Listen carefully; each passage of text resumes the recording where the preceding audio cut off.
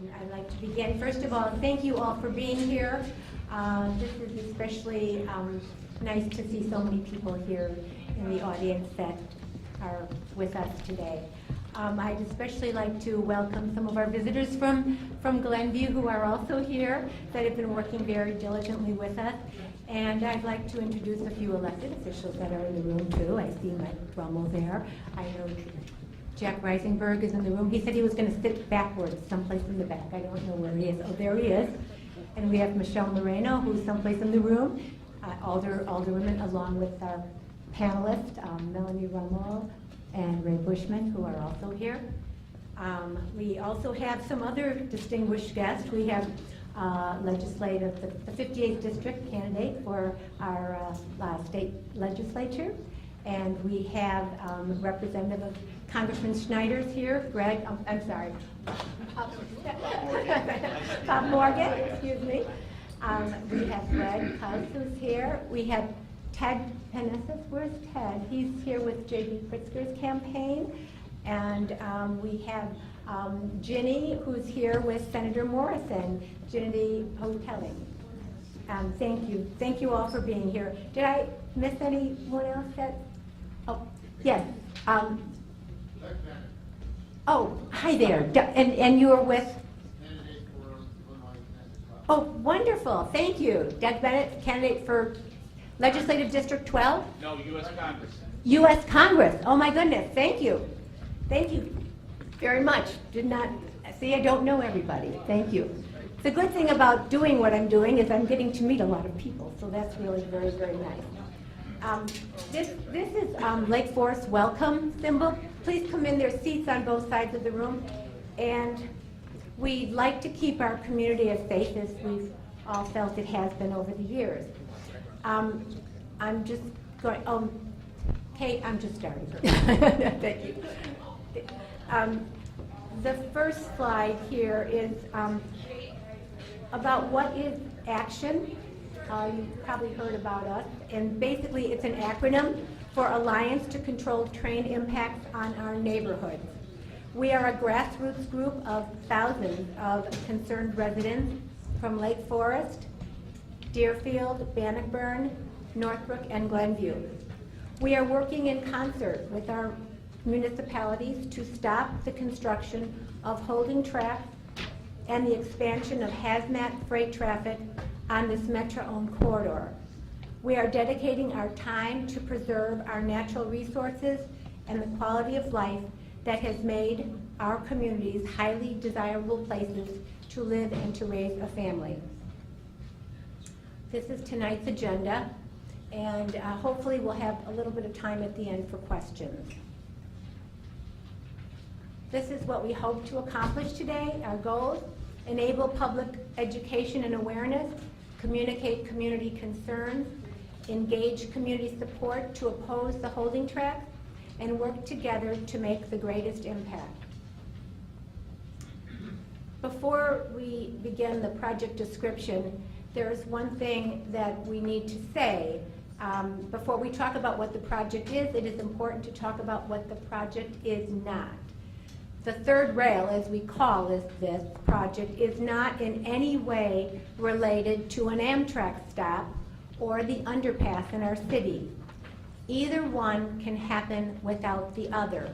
There is nothing in the proposal, there's nothing in the project for the Hiawatha Services expansion that addresses a stop in Lake Forest nor an underpass. That needs to come out very quickly because so many people have that confused.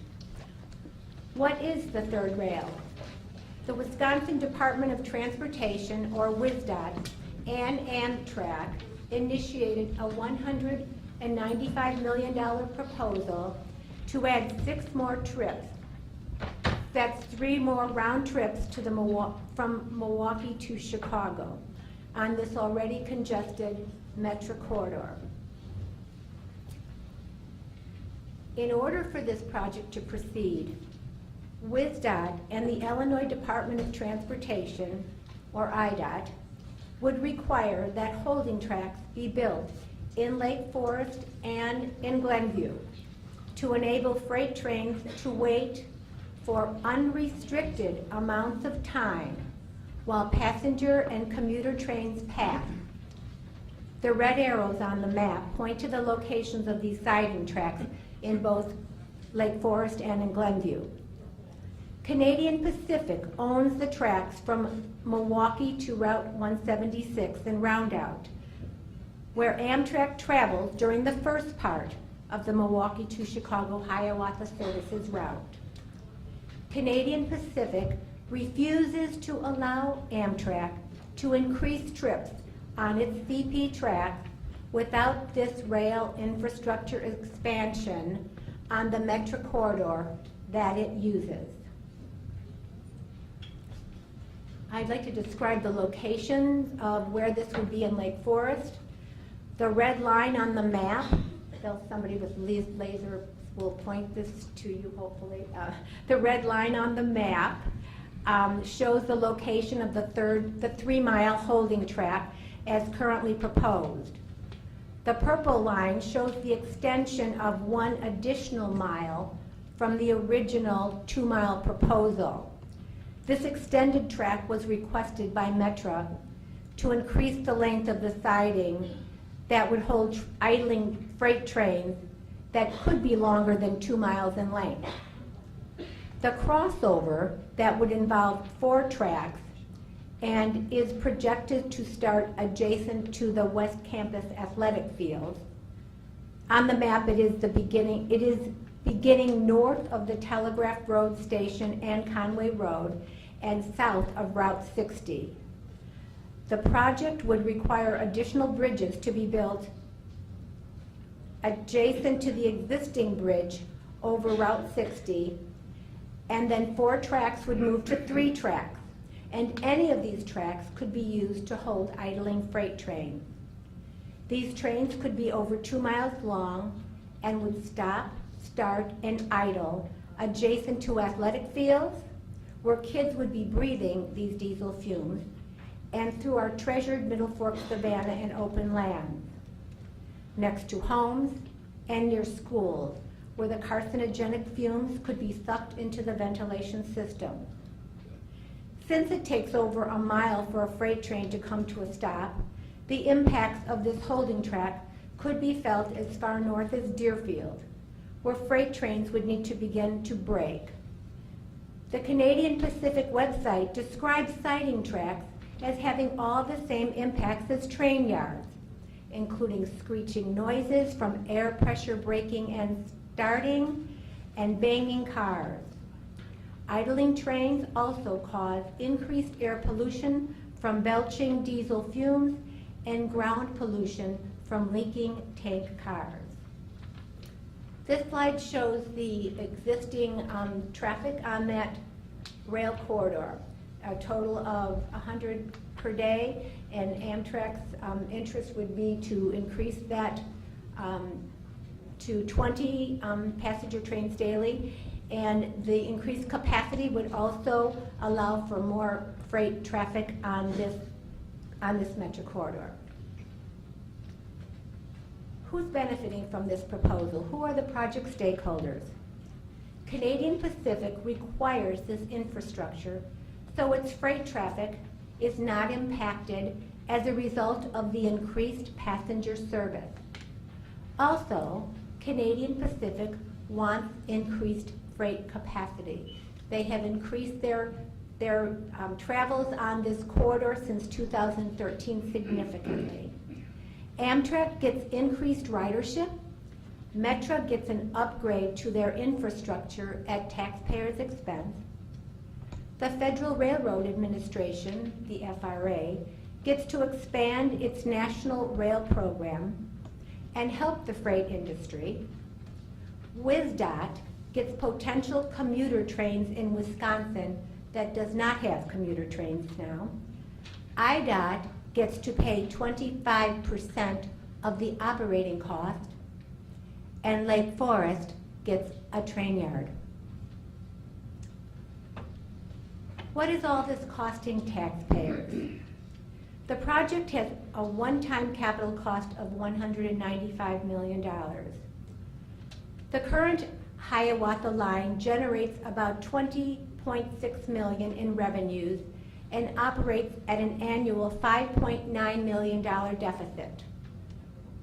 The proposed expansion adds between 2.5 and 2.9 million in revenues and generates additional losses of $2.7 to $7 million, depending on whether they purchase new trains to operate the line.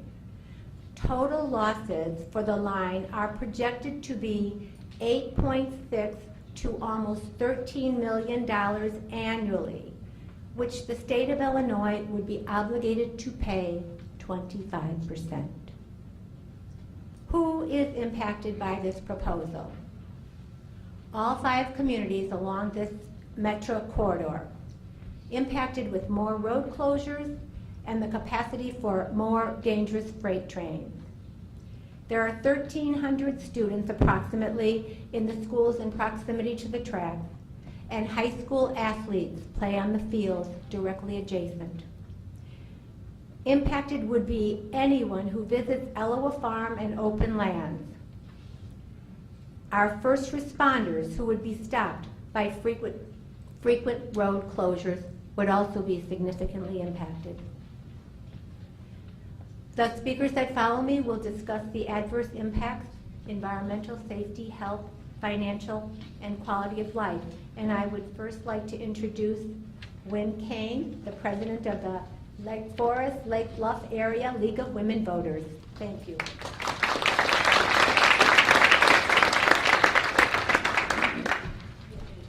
Thank you. I'm Wynn Kane, president of the League of Women Voters, Lake Forest, Lake Bluff area. Nationally, the League of Women Voters has been at the forefront of the environmental protection movement for decades.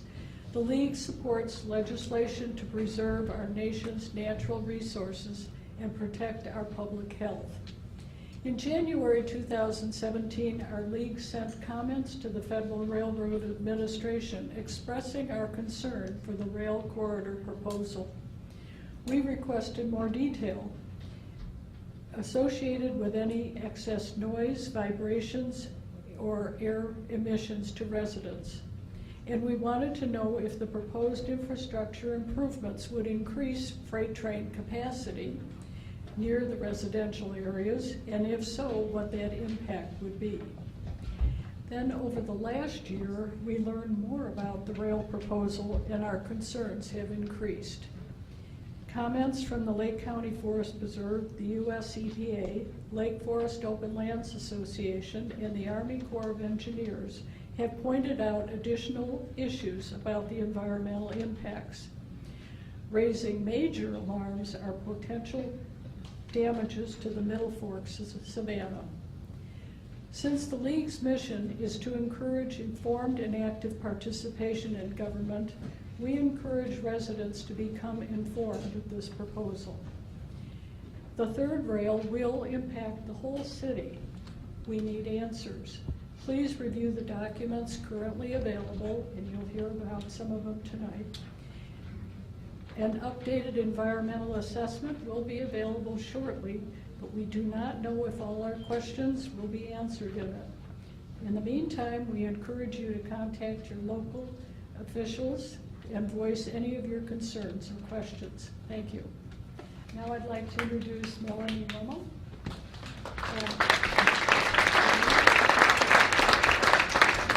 Melanie is the former chair of Lake Forest Open Lands Association and City Lake Forest Alderman for the 2nd Ward. She will be speaking about the environmental impacts of the proposal. Melanie? Thank you, Wynn.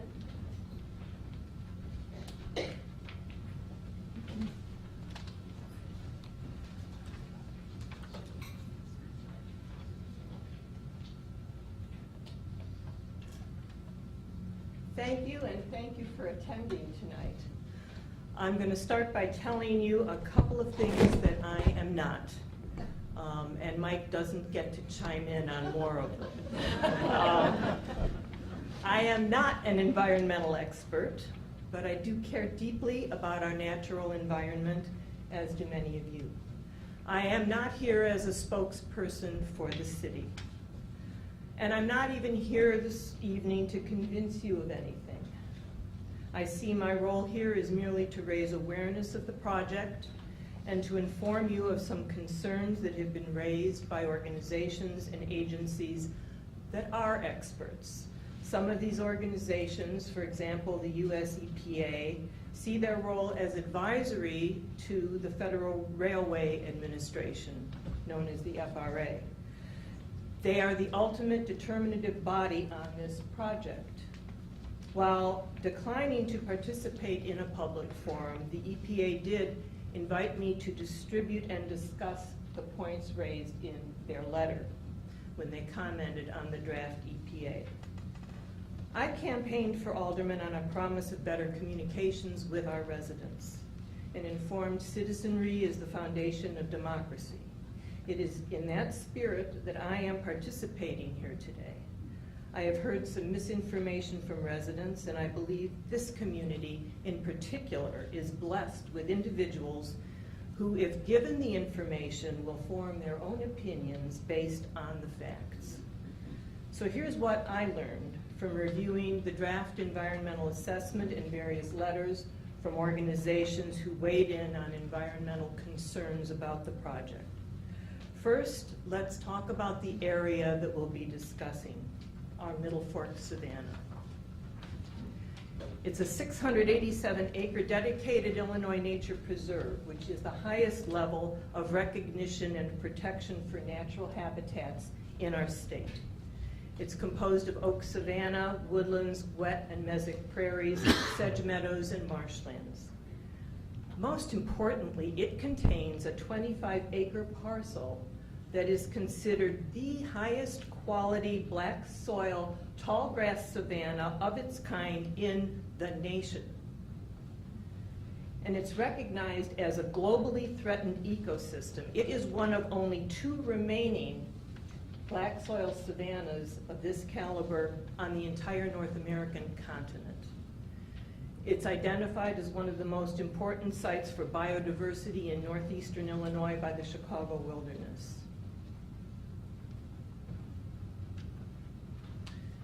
It supports a list of uncommon, threatened, and endangered plants, birds, and butterflies. Over 250 bird species have been recorded on the property.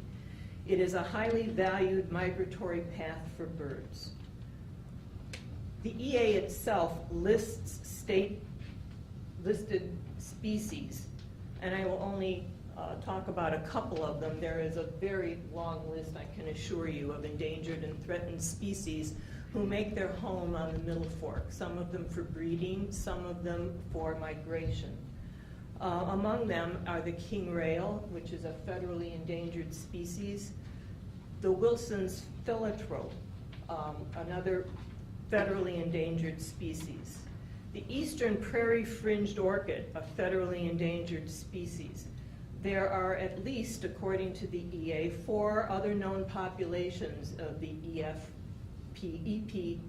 EPFO occurring along the rail line, some of which are in close proximity to the rail line itself. And the EA says new construction and direct and indirect impacts from rail maintenance, clearing, herbiciding, and hydrology alterations could adversely affect suitable habitats for the EPFO. The EPFO is particularly sensitive to changes in hydrology, and the species has already been identified on the property in areas within drift damage from herbicides, which according to the EA could result in a taking of the species in this area. Another species of concern who is up there, by the way, the eastern prairie fringed orchid is the second from the end. It actually looks like a little orchid. Who knew we had a gem like this in the Midwest, right in our backyard? The rusty patch bumblebee, although it hasn't been seen is also federally endangered. It used to be in the Middle Fork, hasn't been seen lately, but it is a habitat where they would expect to see that. One of my favorites is the Blanding's turtle, another very threatened species. Again, hasn't been seen in the Middle Fork in recent years, but they are trying to reintroduce it throughout Lake County. There are a lot of Blanding turtles reintroduction programs, including the Lake County Forest Preserve. The Iowa darter is also an endangered species. It's a fish. When I was doing my research, I saw a picture of it in one of those little feeder canals that feed into the Middle Fork waterway. Bald eagles, to my surprise, have been observed there regularly, as well as the whooping crane, which is a federally endangered species. It's been observed there during migrations. And sadly, the sandhill crane as well, and when I was reading through the field observations, they know for sure that the sandhill crane is there because they found a dead one on the railroad track. It was a real downer when I was reading through these documents. I thought, oh, great. The EA's response to impacts on these critical habitats and endangered species, this is a quote from the EA.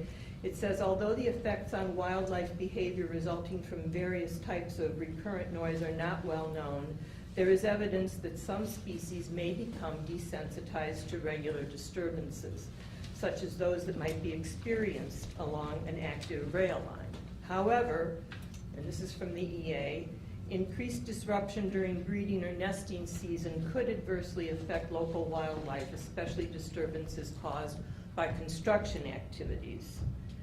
The proposed EA mitigation includes construction noise mitigation measures, which could include such things as equipment mufflers, shields, or dampeners, and the placement of noise barriers to abate impact on especially sensitive wildlife areas.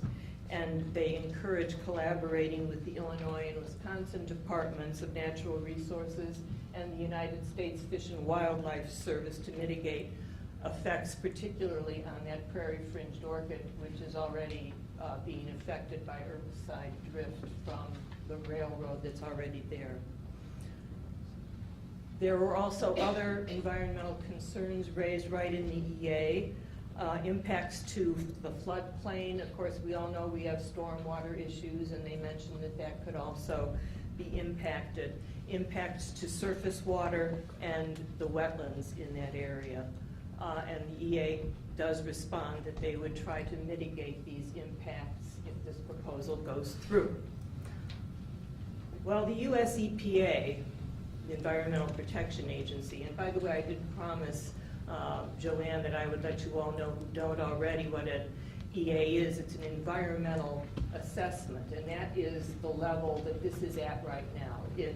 They go in there, they do field study. They really confine their study to the rail right-of-way where this would be constructed, and went a little bit outside of it, for example, looking for the eastern prairie-fringed orchid, but it didn't look at impact to the entire Middle Fork necessarily. An EIS is a more stringent study that really would delve in more depth into the actual impacts and what could really be done to mitigate this. And that's one of the things that meant, well, I'm getting ahead of myself, is being requested by certain organizations. So the EPA had a chance, the US EPA had a chance to comment on the draft environmental assessment. And it said, the impacts for freight operations in that area are unclear from the draft EA. It mentioned that construction emissions were not included in the draft EA, and there could be fugitive dust and diesel exhaust emissions from construction activities. This is quotes. Emissions from freight train idling due to siding extension and holding tracks were not adequately considered, and they were concerned. And they said in quotes in the draft EA, in their letter, this is the EPA, in 2012, the International Agency for Research on Cancer concluded that diesel exhaust is carcinogenic to humans. The fumes can also cause heart and lung disease, and those most affected are children and the elderly. They asked that there be a commitment to specific protective measures to minimize emissions from freight idling. And then they also mentioned Executive Order 13045 on children's health, and asked that the new EA pay particular attention to worksite proximity to places where children live, learn, and play, such as homes, parks, and playgrounds. The US EPA also had concerns about aquatic resources. They said, while the report acknowledges that several projects would be constructed within wetland areas, it does not sufficiently quantify the direct, indirect, and temporary or permanent impacts to wetlands or waters of the United States, or discuss the permitting process or mitigation measures. They wanted this to be coordinated with the US Army Corps of Engineers. They also discussed the noise impact and said, while the EPA acknowledges that several residents would experience moderate noise impacts, it fails in the EA to quantify the number or location of those residences. The EPA also pointed out that the environmental assessment fails to discuss the noise impact of idling freight trains and the impact of other changes in freight operations. The US EPA also said that the EA does not discuss implications, positive and negative, for freight safety and freight emergency safety preparedness plans, including spill response plans and geographic response plans. The EPA also said that the final EA should address the impact of the project on pollinators, such as the rusty-patched bumblebee, in order to discuss concerns about their future. Most of us are aware that our pollinators are in decline. Lake County Forest Preserve also chimed in with their concerns. Among those, they wanted to expand the final EA to outside the current right-of-way to areas surrounding the proposed project area to assess the impact on the possible disturbed area. The current EA confines itself to the impact to the immediate area in the right-of-way where the proposed track would be laid. They also asked that the final EA assess possible direct and indirect impacts of noise vibrations during construction activities and during regular operations as well. And they wanted it to address aesthetic concerns of the user experience from siding trains along a raised rail bed. Actually, this was a major part. They said no one has addressed the aesthetic impact that this addition would have on the middle fork, acknowledging that there already are trains going through that area. They requested a clear understanding of the use justification for the project, and that the project be processed through the Transportation Safety Board. And they were among the agencies requesting a complete, more thorough environmental impact statement.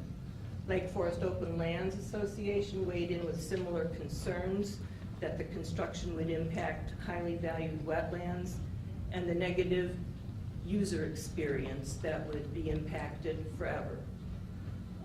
The impact on the vistas, and they also mentioned that the site, unfortunately, as many of our sites are they're under pressure from the Baroque blight, which has the potential to be worse than the emerald ash borer.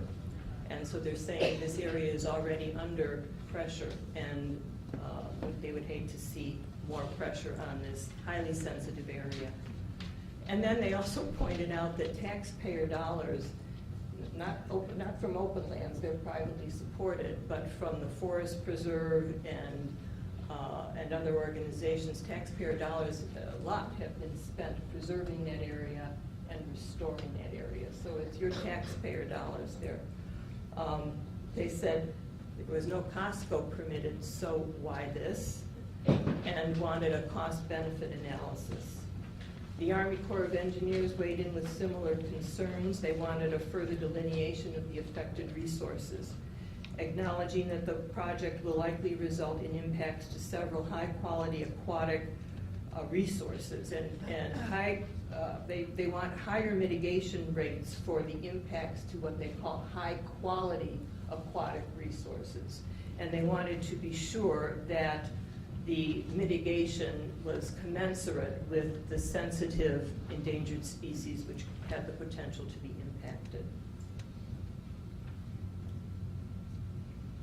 So these are the organizations that are currently requesting an environmental impact statement. Congressman Schneider and Congressman Chakowski, the City of Lake Forest, Action, the Lake County Forest Preserves, Lake Forest Open Lands Association, the Illinois Nature Preserve Commission, which is part of the Illinois EPA, and the Village of Glenview. And I just wanted to leave you with this quote. And this is from a letter from the Illinois Nature Preserves Commission to Aaron Rao, who is with WSDOT. He said, the alternatives put forth all pose a real threat to the high-quality plant communities, wetlands, and threatened or endangered species at the nature preserve. And the impact to the nature preserve could be significant and is attached to the possibility of violating state law specific to protecting the nature preserve. Thank you for your attention. I appreciate it very much.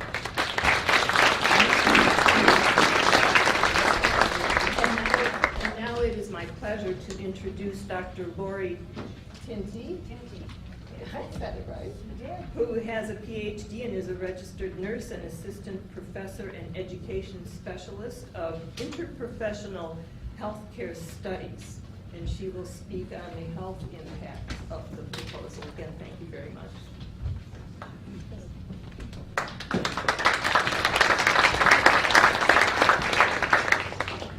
So I am a pediatric nurse, and I have been a resident of Lake Forest since 2004, and live very close to where these train tracks will go through. So this is just a little example of what it might look like. So there are four main health issues with diesel exhaust. As Melanie said, the World Health Organization has classified diesel exhaust as a known carcinogen, and it puts it in the same class as asbestos. And you see the men come in the hazmat suits to take away the asbestos, but yet the freight trains are just going right through. So so it's a carcinogen cause. There are toxins,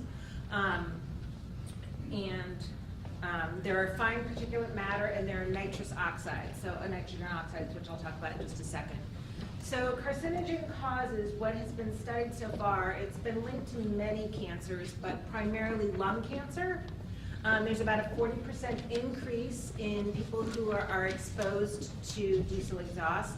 And it has a very high incidence of bladder cancer because the particulate matter tends to settle into the bladder. The toxins can cause lots of issues with the nervous system. In fact, men have anywhere from this is a recent Harvard study that came out in March of 2018, that men have an increased incidence of developing ALS, about a 20 to 50% risk factor with regard to that. The endocrine system, so a lot of hormone dysregulation in people who are exposed to diesel exhaust. Reproductive-wise, it affects the reproductive system. It increases male infertility. It increases infant mortality. It increases autism in children whose mothers have been exposed to diesel exhaust. And it also decreases the birth rate. With regard to our immune system, it makes us much less healthy and able to respond to different diseases. There's a high incidence of renal disease, especially in older white men, is the most recent study. And because the liver functions as a way to remove the toxins from the body, it definitely impacts the liver as well. So some other issues. The state of Oregon has done a lot of research with diesel exhaust, and they found that about 460 people die prematurely each year due to heart attacks and strokes caused by this increased pollution from the fine particulate matter. It also increases exacerbations of asthma, and given the fact that this train line would go by about 6 schools plus the athletic fields, these children will definitely be impacted by this diesel exhaust. So increased hospitalizations, which increase all of our costs, and absences from school and work. With regard to the nitrogen oxides, we'll see lots of changes in pulmonary function. Our lungs won't work as well. They won't be able to clear the different nitrogen oxides. It increases allergies. It increases any sort of pulmonary illness. So anyone with COPD, pulmonary fibrosis, things like that. Just in general, the normal healthy person will be impacted through eye irritations, through nasal irritations, headaches, nausea, fatigue, dizziness. And then also, again, these nitrogen oxides decrease the immune function. So as, I forgot who said it, maybe Joanne, the biggest impact is on infants and the elderly. Okay? What we have found is that Alzheimer's can start to be shown at birth. And so, or it starts in early childhood, and air pollution, especially diesel exhaust, is one of the known causes now.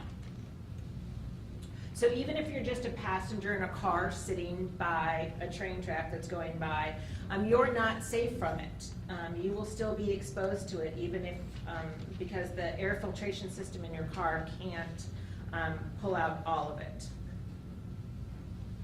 So this is the Oregon study. And these are some of the statistics that I gave you. This is just the graphic from it. The effects of an oil spill are long-lasting, not just on the environment, but also on the people near the spill, and especially the cleanup workers.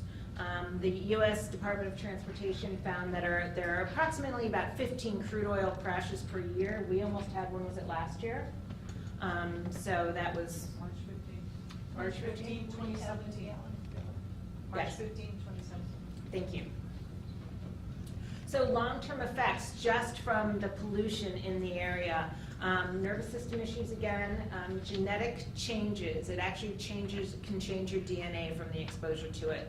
Again, pulmonary function issues, again, the endocrine changes, and then we also see an increase in depression, anxiety, and PTSD. People are profoundly impacted by these spills, especially if it would occur in such an area as the Middle Fork Savannah. So this is just to give you sort of an idea of what it could look like and the impact that it could have. So in conclusion, there are a lot of issues that can happen with just having the trains in our area. And I get so upset, I'm sorry, I don't want to get upset. So I really hope that we can try to stop this from happening.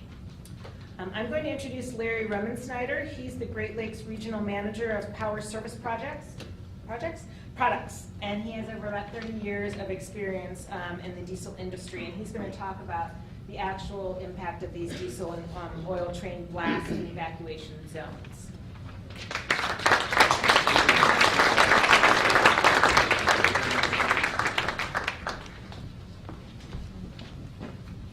Okay, I don't think people realize that right now they project 1,300 passenger and freight trains to be traveling through our city every year. Expected to double by 2045. And this is major impact. So what we have here, we're talking about holding tracks, and that's exactly what we have. But what people don't realize is that on the south side, we have so much freight congestion that these holding tracks are not only going to be used to allow the increased Amtrak and Metro traffic, it is also going to be used to reduce the freight congestion on the south side of Chicago. The freight congestion is so bad on the south side of Chicago that right now a freight train, the same time that it takes to go from New York to Chicago as it takes a freight train to go through Chicago. So this is serious stuff. And this holding track both here in Lake Forest and in Glenview, is going to be used extensively as a way of eliminating this congestion that we have. And if you think it's going to stop on perhaps 3 rails, with them going to 20 to 45, you're going to see we're going to have a lot more rails up here taking care of all of this staging of the freight trains. So this is serious stuff.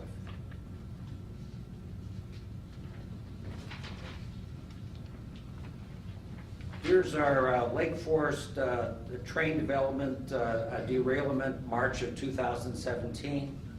This happened right on the UP, right at Deer Path and 41. Scary that we didn't have a rupture of any of those cars. And right now, what's really scary about this thing is only 10% of the hazmat cars, and I don't know who knows what a hazmat is. If you have a hazmat car, you're talking about something that is dangerous, something that is toxic.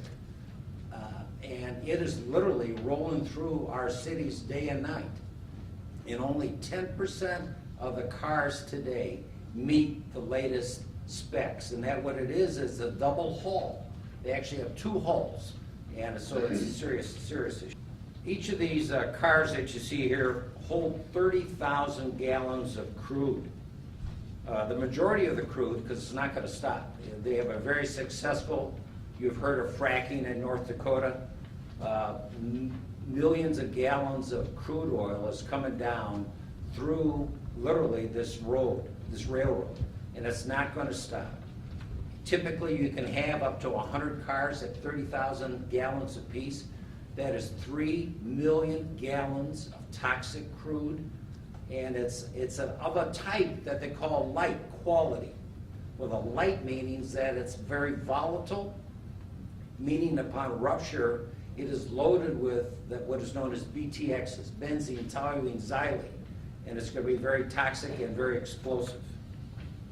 Here's the, Joanne was talking about the merger of 4 to 3 and what they're going to do on 41.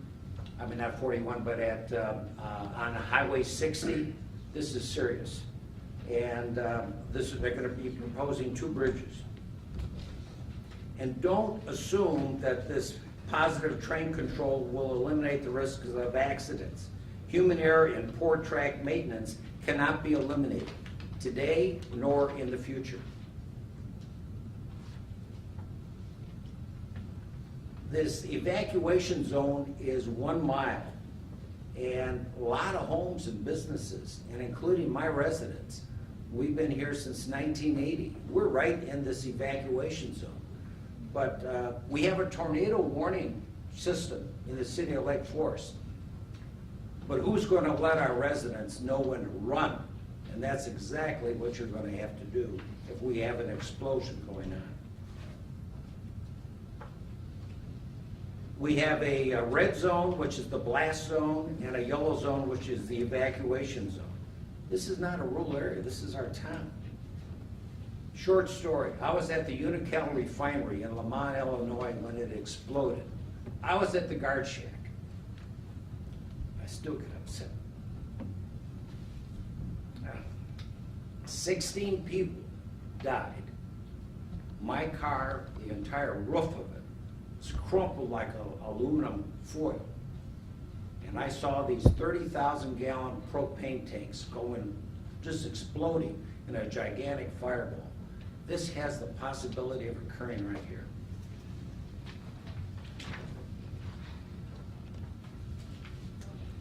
Here's some perspectives. Our town will be permanently scarred, and it's just a matter of time before we have an explosion, a derailment, a fire, whatever. It's just really a matter of time. And to put this into perspective, a gallon of gasoline has the explosive force of a stick of dynamite. I don't think anyone really knows, but during the blast, the shock wave travels at 1,100 feet per second. You have no chance.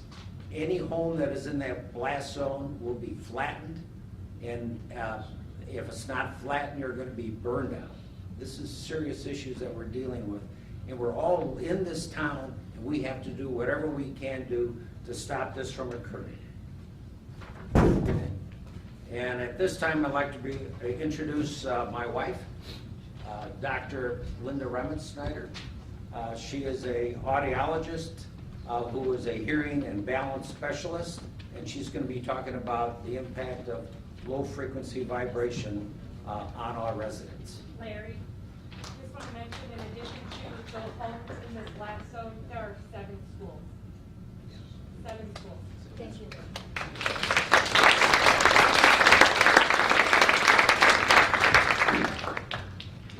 So she said there was, I'm just into repeating what she said, so we hear her. She has stated that there's 7 schools in the blast zone, so that's critical for you to know. A lot of people have come up to me and said, hey, low frequency sound, that's not so bad. It's not like high frequency sound, it's not like sudden impact sound. That's what audiologists treat all the time. That's what causes hearing loss, that's what causes us to provide ear protection and encourage people to protect their ears. What I'm here to tell you is that low frequency sound is far from being innocuous. In fact, it has a resonant vibration that affects every single thing you can think of. It goes from solids to liquids to gas. It goes into residences, it goes into houses, it goes to adjacent houses, it goes into structures, it goes into the space between structures, it goes into the ground, and most importantly, it goes into bodily cavities and bodily tissues. And that vibration is very difficult to habituate. The hearing of the low frequency, chronic rumbling of the sound that is on long term, not like a shotgun. You can't habituate it. It's like tinnitus, where I saw patients in my practice who their ears would make their own noises, and they would come in and they would want treatment. And actually there is no treatment for tinnitus. And some of them were so distraught by it that they had to quit working, and some committed suicide. It's very difficult to ignore. And you wonder, well, why do they have to idle? Why do those trains have to idle? Let me tell you that in Baltimore, I did some research, and they idle all weekend long, even though they have no weekend railway. And the reason, as Larry has explained to me, is it has to do with safety issues. They're afraid of turning on their engines. They feel that they're safer being idled. They're worried that they can't start them. They're worried that the battery won't start. And in our cold winters, they're afraid if they turn off the engine, there is no antifreeze, and the water in the engine can actually crack the engine. And so they just keep going, sometimes for days. And the other thing about low frequencies is that low frequency sound cannot be addressed except at the source. And so you can't all of a sudden put up barriers, even though I heard Melanie talk about that. Not going to work. Maybe it will for the construction equipment, but it's not going to work for the engines. It is also not going to work because the low frequency sound doesn't even work with trees. It just permeates, and it permeates far. Why does it permeate far? Low frequencies just travel far, and our children, who have more sensitive hearing than all of us, will hear those low frequencies well. And some of us who have high frequency hearing loss, a lot of us in this room, the vast majority of this room, has high frequency hearing loss. Well, then we don't hear the high frequencies as well in our environment, and then we hear low frequencies better. So this is definitely an issue. So the first thing that everybody talks about who lives near it or can hear it, and you will hear it long distances because there's so many and it's cumulative, it prevents people from falling asleep. Or if they do fall asleep and they wake up, then it prevents them from falling back asleep again. And how do we document that? We have positive proof in negative biologic effects. Quantitative measurements of EEGs, blood pressure, respiration, hormone products, heart rate. I mean, this is documentation about low frequency sound. And I'm going to read off the things that occur due to low frequency, chronic noise exposure, and the vibration. This is quotes: chronic fatigue, chronic insomnia, heart ailments, anxiety, a beating palpitation, repeated headaches, repeated ear pulsation, Remember, we're talking about cavities, tissues, pains in the neck, backache, frequent ear vibration, eyeball vibration, pressure, shortness of breath, shallow breathing, chest trembling, frequent irritation, nervousness, anxiety, frustration, depression, indecision. So what I'm saying to you here is high frequency sound, loud sound that we are always thinking about when we think about hearing is toxic to the cochlea, which is the end organ of hearing. Low frequency sound is toxic to the psyche. And so let's go into the effects of the children. Yes, okay. Okay. Point it this way? Yeah, Oh, thank you, that's where I'm screwing up, okay. So, first of all, they have much more problems with concentration. Not surprising. You know how when somebody's got sound on and you're trying to read, and the television's going, I mean, you can't concentrate, you can't memorize, they have trouble with sleep. These children have higher cortisol levels. They have reduced performance on demanding verbal tasks. That's what we're all about here in Lake Forest. And depressed reading scores. The teachers have expressed stress while they're trying to teach. The kids are less happy, less confident, and much more inclined to depression. And those of us who have children with ADHD, how do you think they're going to function there?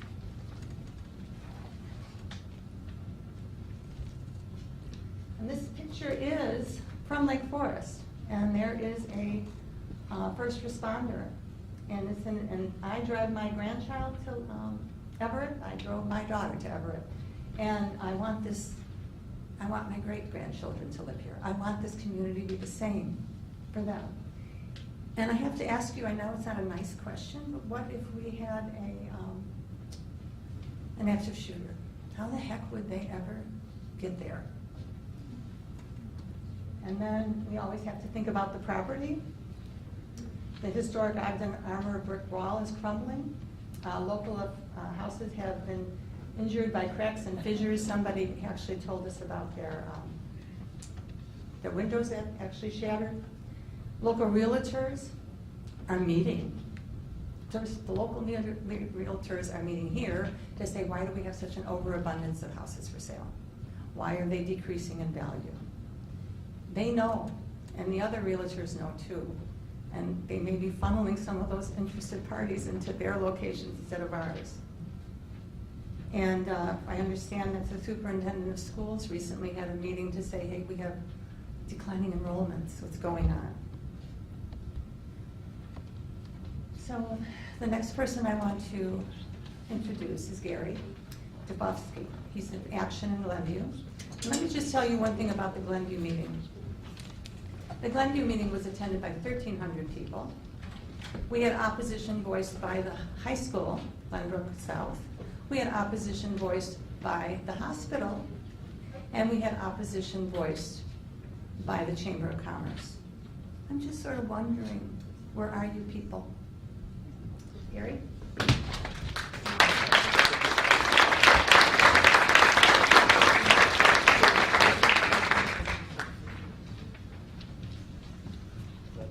Good evening, everybody. I'm going to try to bring a little levity to this.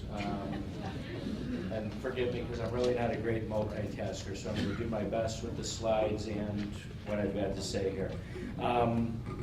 So again, I'm with the Glenview Action Committee. Some of you may have seen me at the Glenview Forum 2 years ago, as well as just last month. We started with 300 people that showed up at the first forum 2 years ago. We've had over 1,200, close to 1,300 people at Glenbrook South. All started from grassroots. So we're making noise. We're totally aligned with Lake Forest. Lake Forest has proven to be totally aligned with us. And we've gotten some pretty good alliance with the communities in between our two, although they're not quite as active as we would like them to be. So if you are from Deerfield or Bannockburn, thank you, because it's really nice to have everybody here. For those of you, I'm going to see what we've got here. Oh, so in this slide here, so that's my backyard, just to kind of give you an idea of where I'm at. So that's out my kitchen window. That train track is exactly 100 feet away from the back of my house. They're talking about putting a holding track in front of the train you're looking at, so bringing those trains 30 feet closer to my house. Just this past Sunday, I woke up at 5:45 in the morning to enjoy my coffee and read my newspaper, and I woke up to a parked freight train. That parked freight train sat idling for 6.5 hours on Sunday. That's becoming a regular occurrence in my neighborhood. Sometimes it's the diesel locomotives that are located right behind my house. Sometimes it's coal cars. Sometimes it's oil. Sometimes it's potash. Sometimes it's some other toxic chemical. There's no rhyme or reason to when they park. There's no rhyme or reason to how long they sit there. There's no rhyme or reason to any of it. It can happen at all hours of the day, and these are the things that you're looking at with a holding track.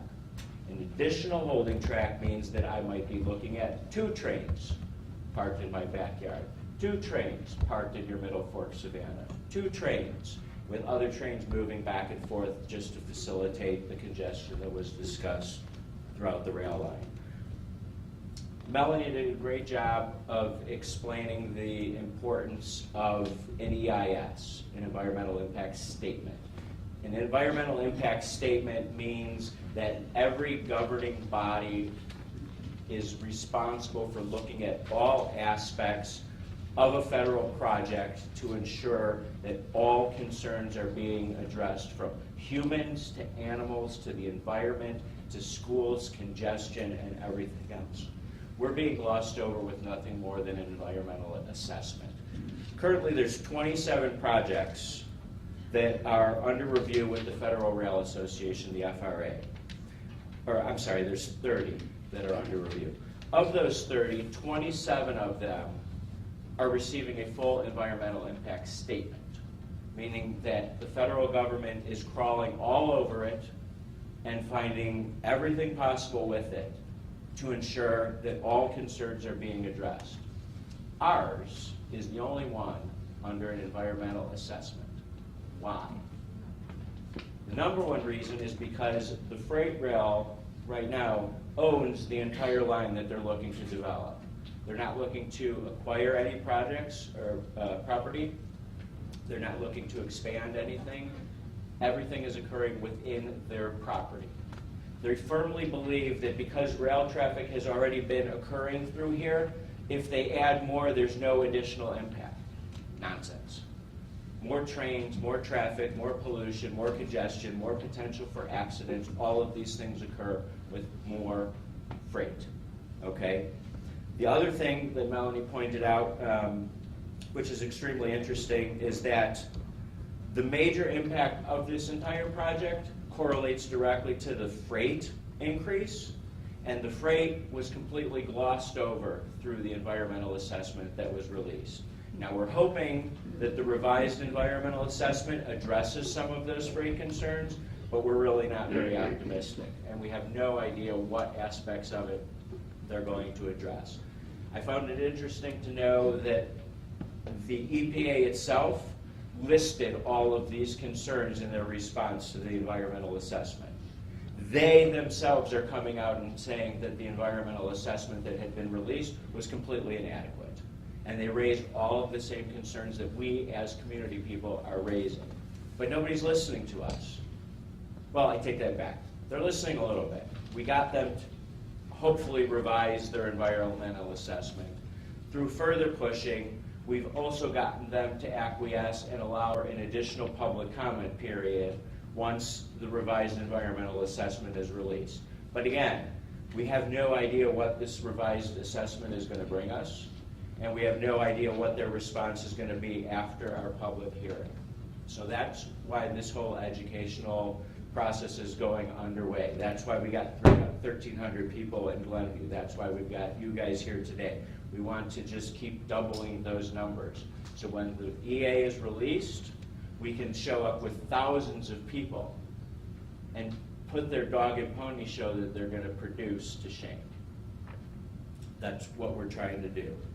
We're looking for common sense thinking on all of this. There's alternatives to this project, okay? In a perfect world, one of the issues that is going on right now is that freight needs to yield to commuter. so everyone stays on schedule. In a perfect world, freight and commuter do not cross. They don't interfere with each other. That eliminates the freight congestions that the freight railroads have. That eliminates the service problems that Amtrak has. We're not anti-rail, we're anti-holding track. We don't want to turn our neighborhoods into a parking lot. I'm sorry, I'm not moving through these slides, so again, I'm not really good at the whole multitasking thing. Another curious thing that everyone needs to take into consideration is this entire project was prompted by Wisconsin. A lot of it probably stems from their desire to develop Foxconn. Wisconsin is promoting this project. Illinois is suffering from this project. All of the benefits of this project are going to Wisconsin. All of the detrimental aspects of this development project are occurring in our state. And not just in our state, but in our communities. Lake Forest, Deerfield, Bannockburn, Glenview, Northbrook. Why? Why do we have to be the stuckies so they can be the beneficiaries of this project? Why do we have to pay our tax dollars so they can reap the benefits of that? Important question to ask. Amtrak's latest report card has given the Hiawatha line an A grade in their rating of service. It does not align at all with their expressed need of additional service. They're not having any service problems. Why do they need this project? Some of the things that we've been concerned with have already been mentioned. We've talked about health. We've talked about increased air pollution. We've talked about mental health. We've talked about noise pollution and a variety of other environmental issues. Did you know that one open coal car loses 640 pounds of coal dust over 30 miles of travel? Some of these trains are in excess of 2 miles long, nothing but coal cars. You're talking about thousands of tons of coal dust traveling and settling throughout our communities every time these trains come through. We're talking about switching locations. We're talking about increased potential for major accidents between rail and vehicle, rail and commuter, rail and people. In our area of Glenview and Northbrook, we have Glenbrook North High School, we have Glenbrook South High School, we have Maple Junior High, all on the railroad. 6,000 students travel these grade crossings every day in less than a quarter of a mile of the location of this train. Glenbrook Hospital, also located in this area. If there's a disaster with an accident with these trains, the hospital that would be there to serve the people who need it would be evacuated. Where are we going? 6,000 students are going to be displaced, not to mention the countless residences that line, like my house. Quality of life is diminished. All the residents in these 6 residential communities, and property values, and much more. These are the things that we're fighting. These are the things that you need to discuss with your neighbors, your friends. If you have students in high school, get them active, make them understand. We mentioned that there are many schools here that have the same problems that we have. These students are involved in these types of things. Educate them, spread the word, get them to understand the impacts to the communities that they're living in. So when this next EA comes out, whenever that might be, we have more voice and more potential to get the holding track taken out of this project. So with that, I'm going to leave you with Ray Bushman. He's an attorney at law, as well as the City of Lake Forest Alderman for the 4th Ward. He's going to present some background information on the review process and a little bit more on the EPA. Ray?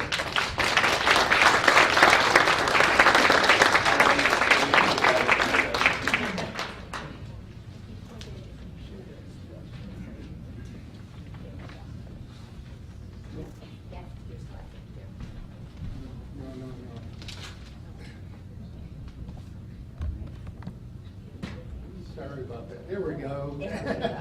asking me to speak about big things I don't know. So this one goes forward. Yeah, I know, I was gonna go back here.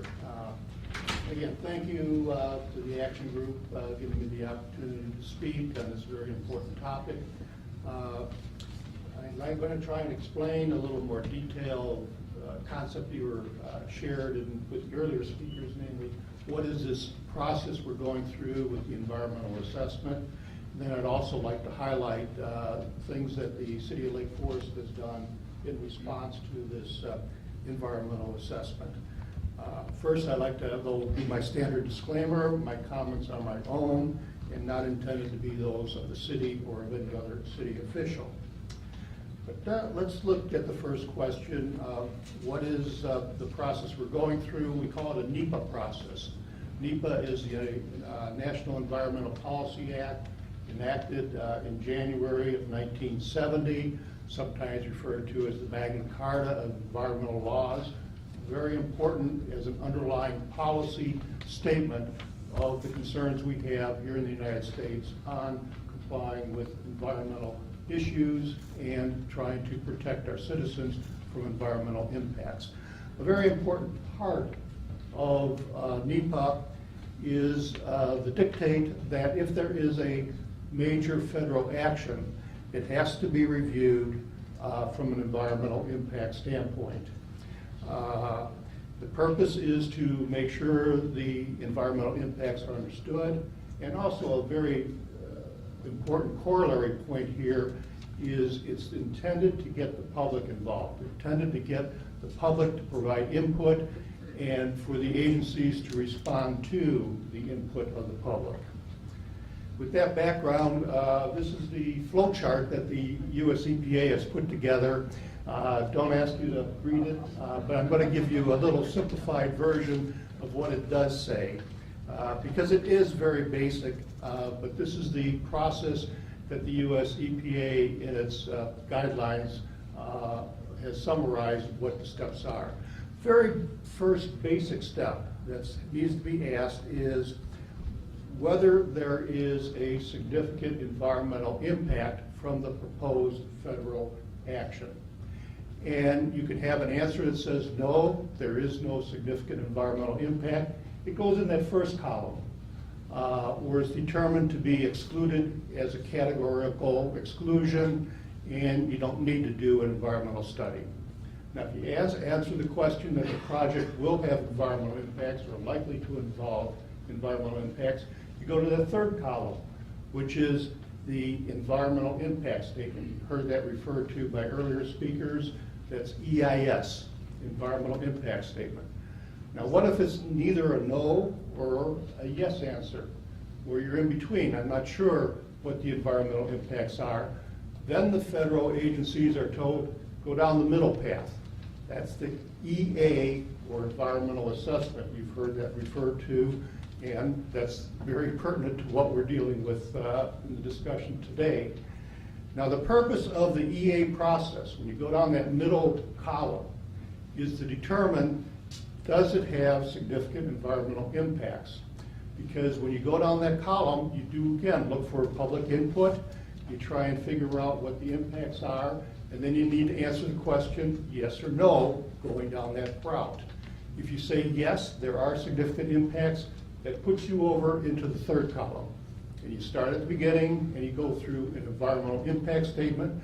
The environmental impact statement process is much more involved. It's a much more thorough review in studying the environmental impacts, and it really emphasizes looking at alternatives and mitigation. But if you're in the EA process and you don't answer yes, there are significant environmental impacts, you take it down to a final EA, and the final EA is the basis for what's called a FONSI. It's not the Happy Days FONSI. FONSI, some people, you date me. The FONSI is a finding of no significant impact. Now, what's happening here? The FRA, which is the federal agency in charge of this project, has initially determined that we're going to do an environmental assessment. So they didn't answer no, they didn't answer yes. They said, let's go down that route. But in their draft environmental assessment, and this is a quote from their assessment, they've assumed no changes to the freight or commuter rail service were assumed as part of this proposed project. It didn't take too long for citizens, particularly those sensitive to the railroad issues, to start asking questions. What about the island trains? What about the fact you're saying this is going to help relieve congestion? Yes, it may provide opportunities for 3 more round trips between Milwaukee and Chicago by Amtrak. But what does it mean in terms of freight? Those questions were asked. Very good questions. The City of Lake Forest, the proposed EA was released back in October of 2016. The City Council adopted a resolution a month later, raising concerns about the significant impacts, raising questions about the need for the project. This was submitted during the comment period. The comment period was extended and many other comments were submitted. We learned later on that, and it was mentioned tonight already, the US EPA came in with very succinct comments questioning, why didn't you look at freight impact? What is the freight impact involved here?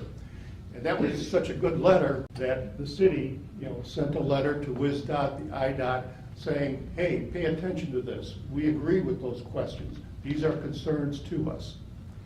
And later on, our Congressman, Brad Schneider, and the Congresswoman for Glenview, Jan Strakowski, they had feedback from their residents, from their community, the grassroots effort that has been discussed. And they responded with a letter expressing concerns about the project, saying we do need a full EIS, saying we do need a freight impact study.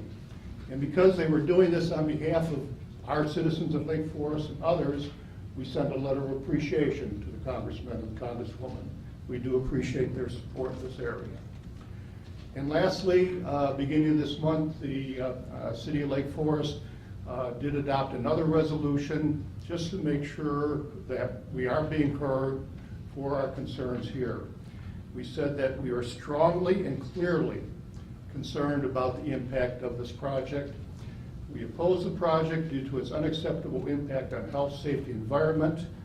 And again, we requested a complete EIS and also a freight impact study. This resolution can be found on the City of Lake Forest website. I've also brought with me some hard copies of the resolution that's on the desk going out if you'd like to pick up a copy and read through it for enjoyment reading tonight. With that, I'll turn it back to Joanne. Thank you very much.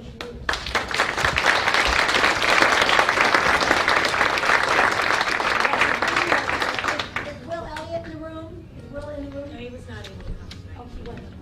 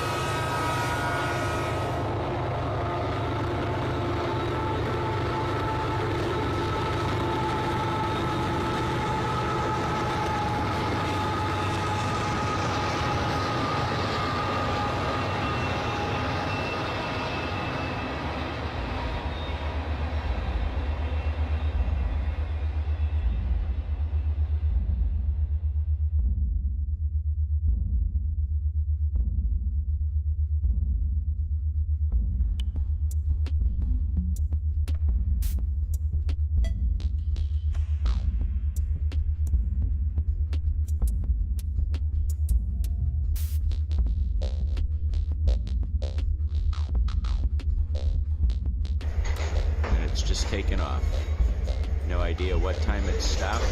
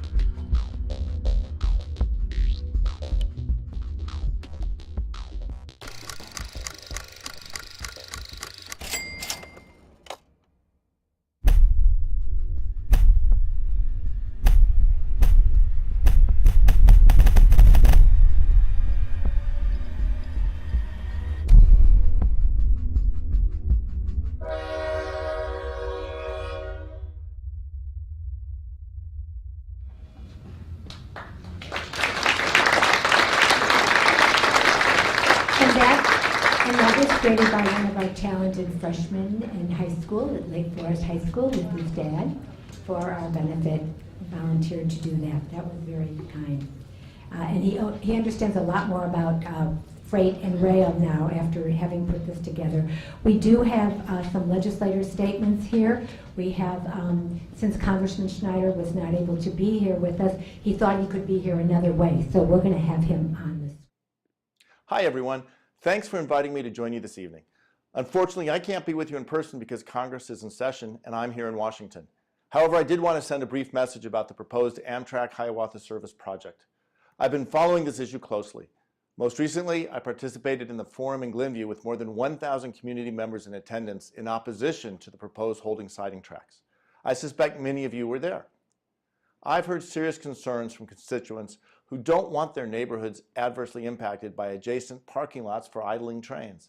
And it's not just the idling trains. As trains have grown longer and heavier, their effect on surrounding communities is increasing louder, dirtier, and more disruptive. The concerns I've heard from constituents have been clear. First, we want all laws to be followed. Second, we want all impacts of this project to be considered. And finally, we want alternatives evaluated. These requirements must be fulfilled via a full environmental impact statement and freight impact study. I share the public health and public safety concerns that so many of you have brought to my attention. In fact, I have raised the issue directly with the acting director of the Federal Railroad Administration, as well as Secretary of Transportation Elaine Chao. I've also worked with my colleague Jan Schakowsky, who also represents affected communities, to communicate our concerns. This is about the health, safety, and future of our communities and our children. I will continue to push this issue on the federal level, and I encourage you to continue speaking out and organizing our communities to make sure our voices are heard. Please know I hear you and that I'm always available to you. Thank you. Thank you. We also have a statement by our State Senator Julie Morrison, and her assistant Ginny is going to be leading that. Thank you. As Joanne mentioned, the General Assembly is in session and Senator Morrison is in Springfield. And in her absence, the Senator asked that I share the following information and update with you. Last November, after attending public meetings and hearing the concerns raised by many of her constituents, the Senator wrote to both the Wisconsin and Illinois Departments of Transportation. In her letters, she expressed deep concern over the proposed construction of a third rail. And she asked both agencies to investigate alternative locations as well as potential hazards associated with such a project. In her correspondence to the agencies, she cited the issues raised by all of you and raised this evening: increased air and noise pollution, potential accidents and safety of citizens, and disruptions to traffic and businesses. In addition, she highlighted that the proposed project was expected to be of more benefit to Wisconsin than to Illinois. Both WSDOT and IDOT responded to the Senator's letter saying that additional capacity and environmental impact testing were being conducted and the results of the final environmental assessment would be available in early 2018. Well, isn't it early 2018? Both agencies stated that at the time of this document's release, the public would be able to review the final environmental assessment and submit comments to the project team.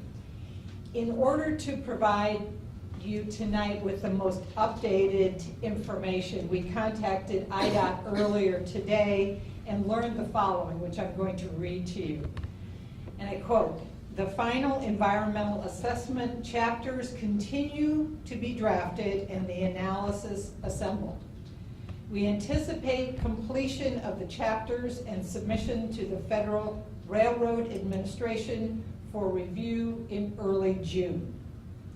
Both the meeting with municipal and legislative leaders and the public meeting have been pushed into June or July, which is later than we had previously thought and reported. We hope to have a clearer timeline within the month as chapters are submitted to the Federal Railroad Administration for review. After the document is complete and fully submitted, the Railroad Administration will issue a decision.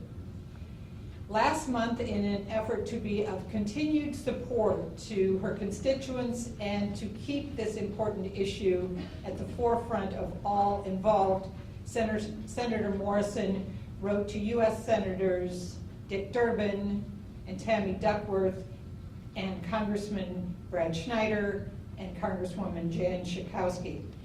In addition to reiterating her concern over the project, she invited the elected officials and their staffs to a public town hall meeting that she and Lake County Board member Mike Rummel are planning at Ellowa Farm on Thursday evening, June 21st at 7 o'clock. Members of the Illinois Environmental Council will serve as panelists and will lead discussion on the effects of transportation on the environment. We hope you all will add this to your calendars and plan to join us as well. Please know that Senator Morrison will continue to closely monitor and be involved in this important issue, and that she will work closely with her federal colleagues. She considers it her responsibility to share updates with you and to be your voice and your advocate in opposition to this proposal. And as always, please feel free to contact the Senator's office in Deerfield or in Springfield with your thoughts, concerns, or questions on this or any other matter related to the state of Illinois. Thank you.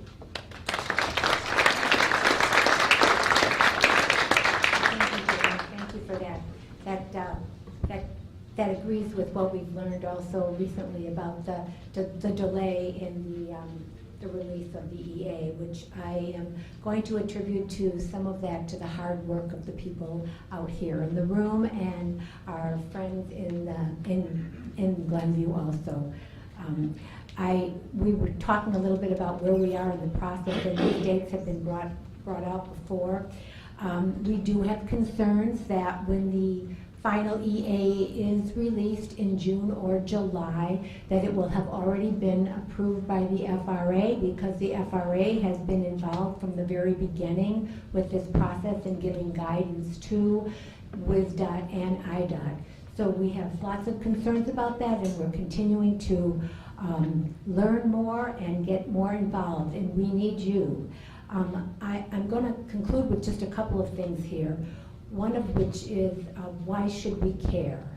You know, people who maybe don't live near the railroad or don't really care about the Middle Fork or just think it's not of interest to them, we have a community-wide issue here that affects everyone in our community, whether you live near the trains or whether you live near the lakefront.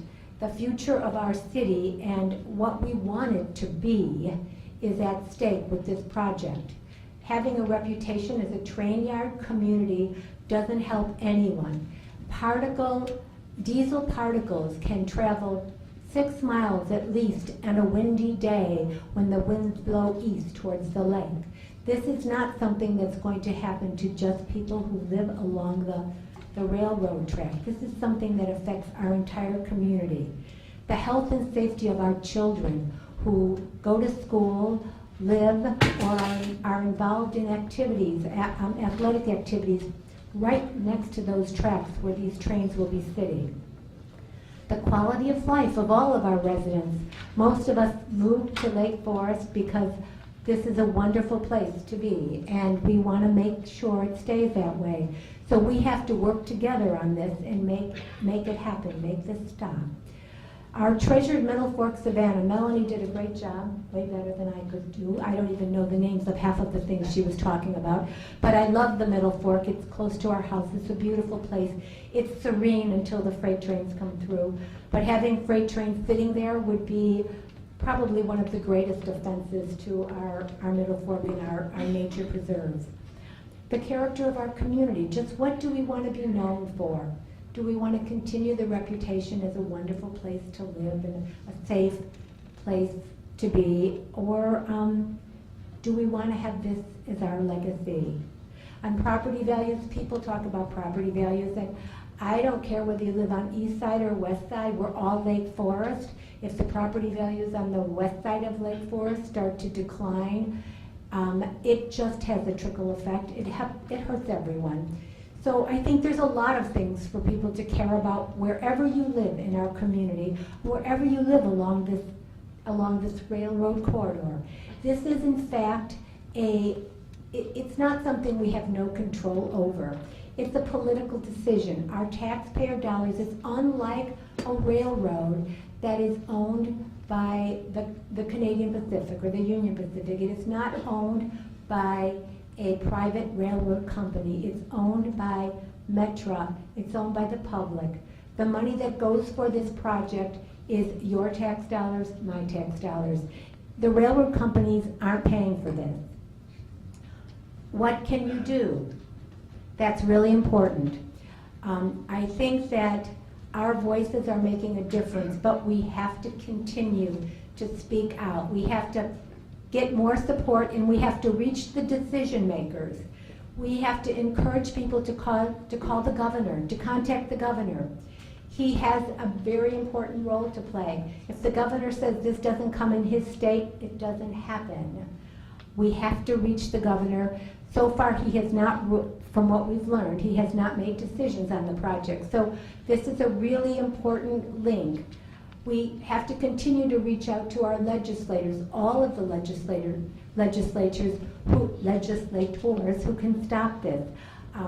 That's very, very important. That's why we're happy that candidates are in the room with us and that we've been working with our legislators along the way. But they need to just not oppose it, they need to fight it. They need to be our voices and fight this.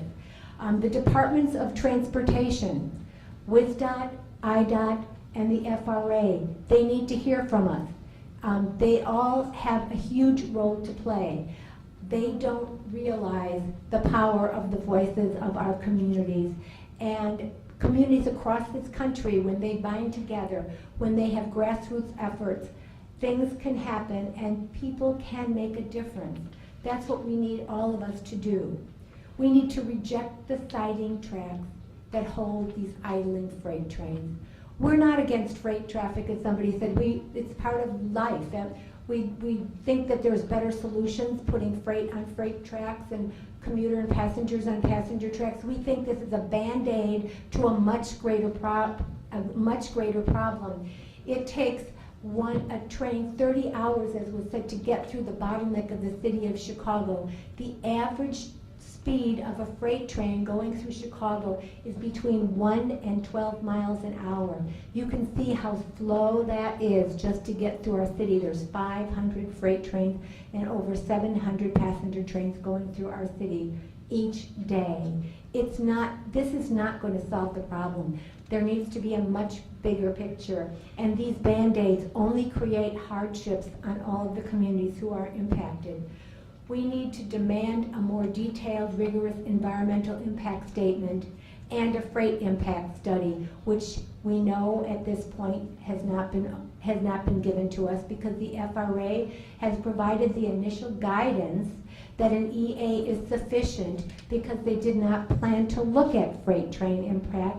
They only plan to look at what it would be is if 6 more Amtrak trains passed on this railroad corridor. So those are very, very important things. Your voices can be heard, and any way you can, reach out to people and make those contacts. We will have a handout for you with names to contact. We have a website that will help you with that. We have additional information that we'll give you at the end of this program for you to take with. But if you talk to your neighbors, talk to your friends, talk to everybody, you can make a difference. We believe we can make a difference. We wouldn't be spending countless hours. I will tell you, for a year and a half, that's my husband, I've done nothing. I know more about trains than I started out, I'm basically, my background is I'm 45-year educator. I was a teacher, I was administrator. I was a school superintendent for almost 25 years on the North Shore, at North Shore 112 and at Bannockburn. I've spent my life caring about children and advocating for kids. This is not good for our children in our community. Let's do something. Let's be outraged and make a difference. Let's reach out and stop this from happening. I am going to, we've got a few minutes to answer questions. 10 minutes of questions. If you have questions, I'm happy to, or if any member of the panel would be happy. This is our website. It's NoThirdRail.com. Please go check it out. And if you have questions that you come up later, you can put them in the comments section and somebody will get back to you about that. Yes, Steve. It's great that... We're going to get a microphone so that, because we are having this videotape, people can see it. So I think, yeah. Hi, my name is Dave Rose. I live in Ward 4. I'd like to thank Melanie and Melanie Rummel and Ray Bushman for coming. Having joined this group by happenstance, I went to a city meeting about a car wash. I had more passion about the train, and I had no idea that there was a group opposed to it. And I was surprised at the contention and the animosity between the group and the city on this issue, which I thought would have almost unanimous support and opposition from the city. And Ray, it was great to see the timeline that you have there. You've heard the term leading from behind or leading from front, and I know that there was some debate amongst your colleagues as to whether or not you guys should even attend, so I can't be confident that we're ready to move to the front as a city in opposition.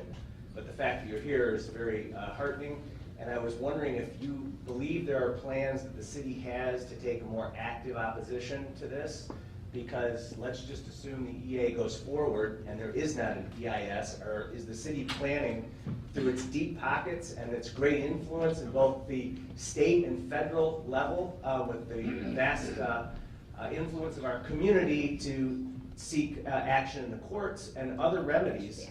And is there actually a strategy that City Council is putting together to take it to the next step, where as local residents, we would not have those deep pockets or resources, and would the city be, do you think, willing to put those plans together in the event that we do not get the EIS that we're requesting?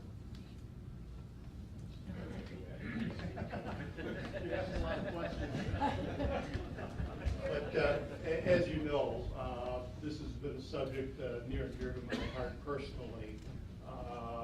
But in a way, it has been a struggle. But again, I'd like to reinforce the fact that the council did get together beginning of this month, did pass a resolution strongly and clearly stating the position that we're opposed to this. And one of the provisions in our resolution is that we do intend to and do want to and do direct our mayor and city manager to work with Glenview and the other communities to reach out and to work with the action group to move forward. I don't have any concrete plans I can share with you at this point in time, but the more the grassroots approach works, the more you reach out to your respective aldermen, alderwomen, the more positive we can be as a council.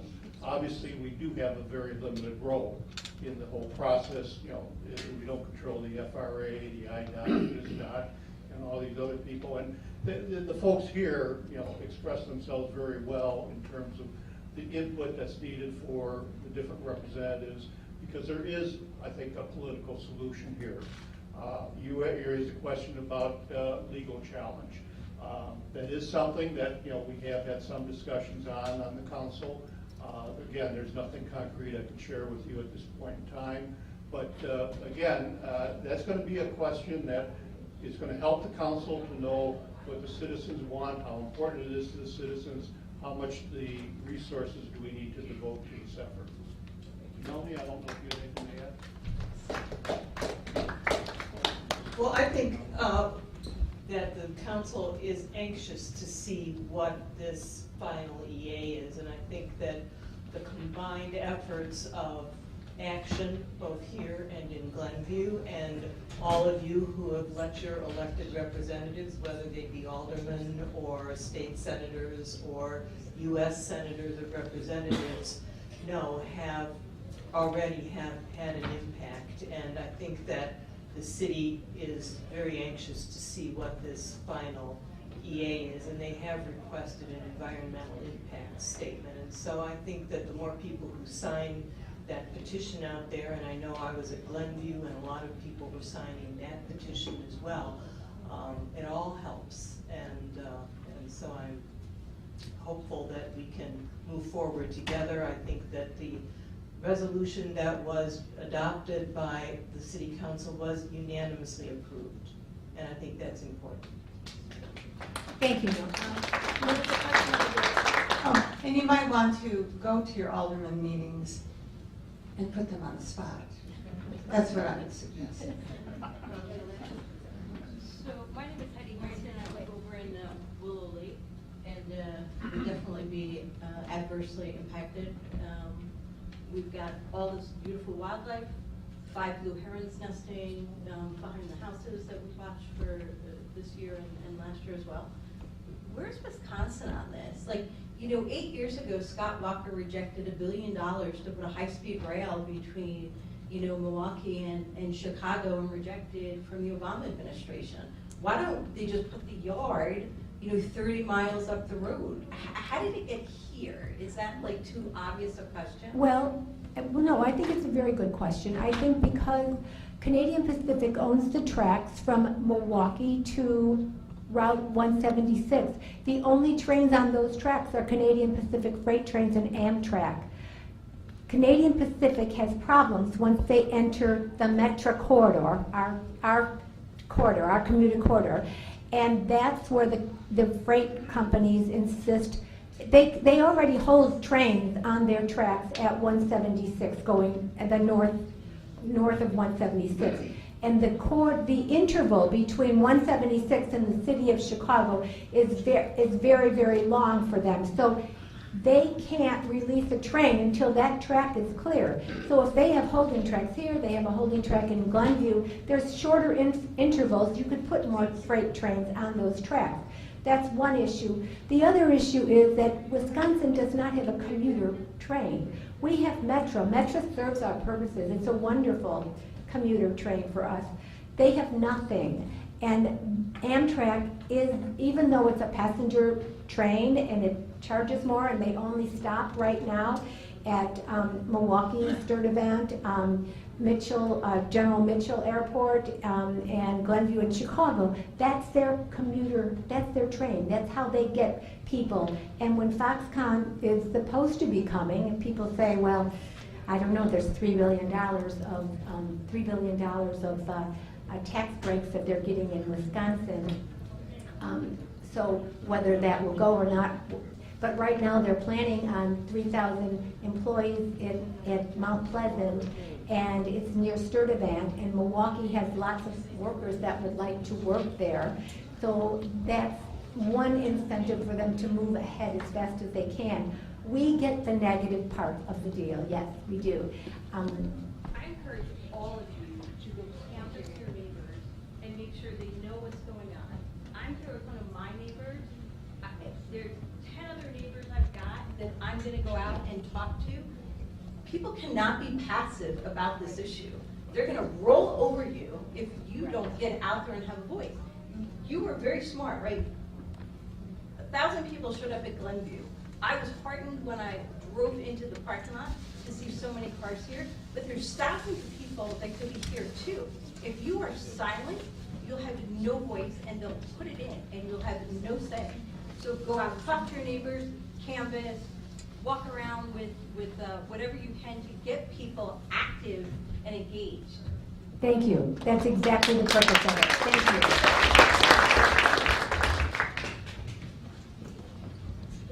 Thank you, Monsignor. I just wanted to make a comment and then also maybe ask a question of our city representatives. I was one of 2 people, we moved here and we back up to the Middle Fork in 1987. And I was one of two ladies who went around collecting petition signatures in the snow with the encouragement of our city leaders to stop Richard Kendler's development of 87 townhouses where the Middle Fork Savannah is now in place. It was just a forest.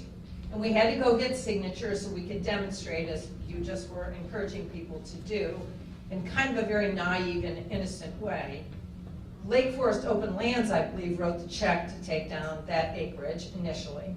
And they said they would be stewards of the land. Somehow, over history, they deeded it over to Lake County Forest Preserve. Things changed, but the initial assessment, which was reviewed tonight, was called a G2 area. So only two places like it, we were told then, in the world. And it was to be left undisturbed. So I spent 30 years ago, or almost 30 years ago, walking around to protect my family, we're now grown in their 20s, to provide the environment for them that would be what we're talking about tonight. Now I'm a senior citizen listening tonight that there's a reason that I'm not sleeping so well and that I can hear things as the train rolls by in the night, which is part of where we are. But we cannot allow something like this to happen up and down the corridor. Every single moment of time and caring, involvement by students, involvement by members of the community to plan, to care, to get the Middle Fork going, the impact that we can already see on fewer birds. Those of you who go back there and walk, there are fewer birds, there are fewer heron, there are fewer everything than there were even 5 years ago. The number of trains has increased. There's an absolute impact that is observed just by the casual observer, and I'm an expert in nothing that has to do with nature. I'm from commercial real estate. So I do urge people to really get with our senators, frankly. Our congressmen are now involved, but also with our city fathers, because it's unfathomable to me as a 30-year resident of this town that our city does not remember the creation of the Middle Fork and how important it has been all this time, and how immediately, when this first came up, there should have been somebody, maybe our city manager who's been around, he wasn't there, it was acquired right before he took over, but he came into town. This was a new nascent thing and a very important part of our community and its cachet as to its real estate values and everything else, and its draw for people to come here. There should have already been a red flag that went up. We cannot change the past, but we really do have to make sure that we remember that this is something that we have built over the last 25 to 30 years. This hasn't been here forever. It was a forest when I moved in. It was a very pleasant forest. Frankly, we didn't even know there was a train back there. So there's been a lot of clearing, there's been a lot of invitation of noise and the ability for those oil tankers to come closer to the highway, the streets, everybody's houses, the water tank, the city municipal yard, everything. We need to be smarter, and we do need to lead ahead, and we are behind in this town. So I'd like to ask, the question is, what has been the response from our two senators? And maybe you can help us, sir, relative to who does the Federal Rail Administration report to? I believe it's Congress of the United States, and there's a committee then that's involved with them. I'm not hearing any political solution. I'm not hearing anybody say who's going to call this guy and that guy and the other person. And I wish as a citizen we would start hearing that from our city fathers, from a committee that's a subcommittee of yours, and we can then not just fire off letters and emails into the air, but have a real strategy. So could you answer about the Federal Rail Administration? Thank you. I won't profess to understand the full complications of our federal government. The FRA is a federal agency.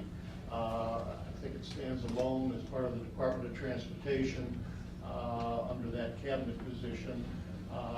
But they are the controlling federal agency. But as I said earlier, there are two state agencies that are very active here. WISDOT, Wisconsin Department of Transportation. And it's been my impression that they've taken more of a lead role in this effort than anyone else. And also Illinois Department of Transportation, what we refer to as IDOT. So those are three agencies that are involved. Obviously, they're subject to congressional or state, legislative dictates, also from the governor or from the cabinet position in the Department of Transportation. But obviously, it's the agencies themselves, and they have designated people, and I assume Joanne has names for the designated Right, folks we have involved. that in our website, and we have it on a paper that we're giving you today to take home with you for specific names of people to contact. Those names are also on the petition. Okay, the names are on the, yeah, but we have actually the addresses and contacts of them. It's important for them to hear from you, and I think it's very, very important for us to know who, yes, we have the sheet there. You'll get that on your way out. They'll pass it out to you. Please take it with you. Make those contacts, and it's really important. I did want to make a comment, too, about what you said about the increase in freight. In 2013, Hunter Harrison took over Canadian Pacific, and it was at that time he implemented something called precision scheduling, which ran freight trains all night long, anytime there was an open interval on the track.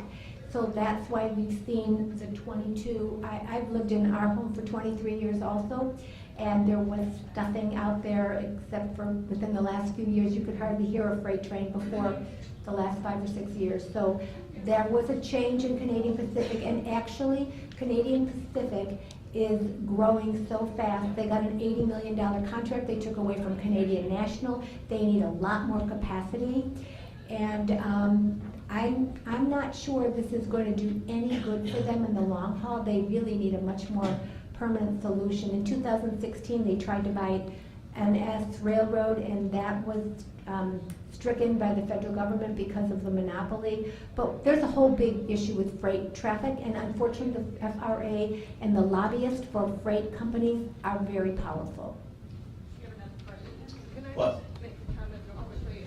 I don't know, but you are correct about how the middle torque came about.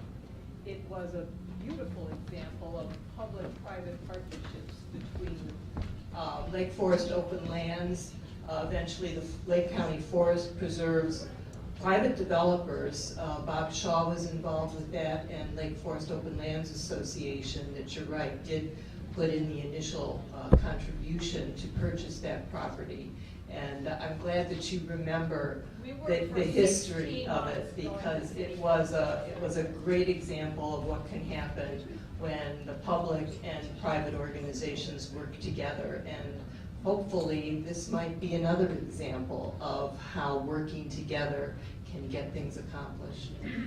Thank you. We'll take one more question over I there. have two, because I got Okay. promised. Okay. I'm sorry. Okay. Just two. We'll take two. You, gentlemen, and first.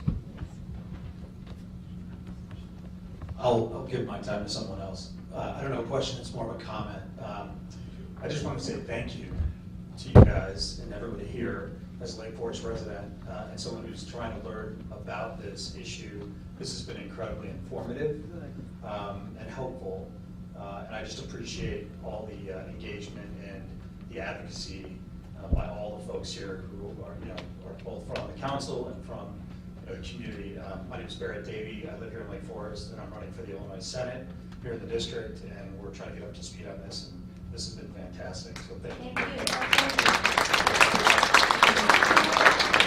I apologize, I didn't know that, and I would have introduced you. I'm sorry. Okay.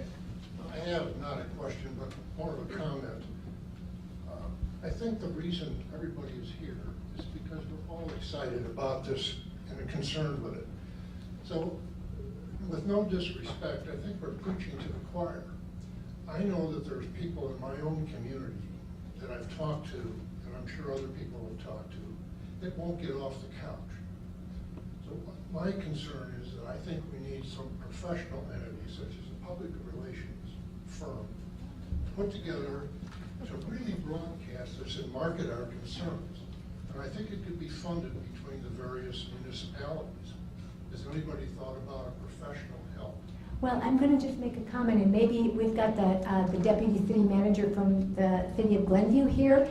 Would you like to, maybe Don, Glenview has been actually working on this since 2014, and Glenview has a public relations firm that works with them, and they actually have been extraordinarily helpful to us. Thank you, Joanne. Again, Don Owen from Glenview. I just would like to make a very quick comment to let you know that, first of all, Glenview really appreciates the efforts here in Lake Forest.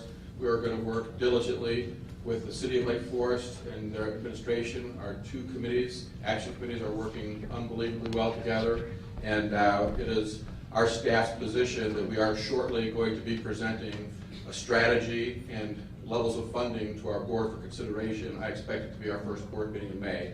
So we are definitely moving forward. We're definitely leaning in. We're going to be very aggressive, and we hope to have that partnership grow as we work together. Thank you. Great. Thank you so much, Don. Thank you. And with respect to time, you want to say one last thing? Oh. Okay. Gary wants to say one last thing. So he's the one that was in the freight train picture. So to address what your concerns are and your concerns and everybody else's concerns, I've been involved in this now for almost 3 years. It started with me and 5 of my neighbors, which then cascaded to 100 neighbors, and then the formation of a formal action committee, and et cetera, and close ties with our village and working together with them. Some of the things that have worked very well with us. Small groups of our action committee have done presentations with our local Chamber of Commerce, with business. We've done some small organizational forums with some philanthropy groups that we have in Glenview, where you just get a small group of people, you put together a small presentation, educational, you get 1 or 2 or 3 of those people involved in all of these different things. Now you've got a dozen more people, then you've got 2 dozen more people. Some of these people now have taken our petitions, they've put them on clipboards at 2 or 3 houses in their subdivision or in their association. They put out some sort of a newsletter, because most associations today have some sort of electronic communication or what have you. People will just go to those homes, they will sign their petitions, they will get some information, and then they will pass that along. Some of the people from the philanthropy group have gone directly to their churches. They have pastors now that are bringing this topic up in their Sunday sermons. They have tables that have been set up at the local train stations with petitions and flyers and things like that. That's what grassroots is. That's how you get to be from 1 person to 1,300 people. That's how Lake Forest can go from this small group of people to a larger group of people. If all of those people are getting in touch with all of the elected officials, both at the local level, the state level, and the federal level, every elected official I have been speaking to tells me that there is nothing more impactful than boxes of petitions with people's signatures on them. You can send emails, you can write letters, you can do all of those things, but if you arrive in somebody's office with boxes of paper, with people who took the time to sign and complain and fight, you get their ears and you get them to listen.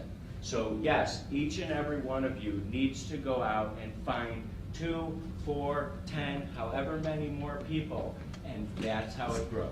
And that's how we're going to win. And that's how we're going to get this holding track taken out of this project. Okay, this is our last. Okay. And I'm so sorry. You're welcome to talk to people afterwards, or Joanne, who knows more than anybody. Hi, thanks. I'm Sue Storman from the Academy Woods. I just came in from the overflow room. So we were in there watching because we have so many people here tonight. But again, the presentation was so great. It has grown, and I'm going to be moved here. I think we should have this presentation, as done tonight, taken down to Springfield with all of us and more people in buses, because we can't walk there. But I think we should get in buses and support this program tonight, along with buses from every different town that would be supportive of of this very important No Third Rail program.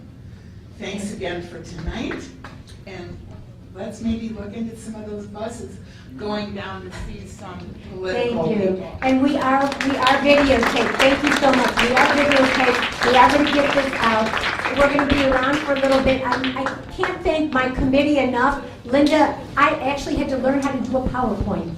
So anyway, thank you so much, everybody. And get the petition signed and your papers on the way out. Thank you, and have a great night.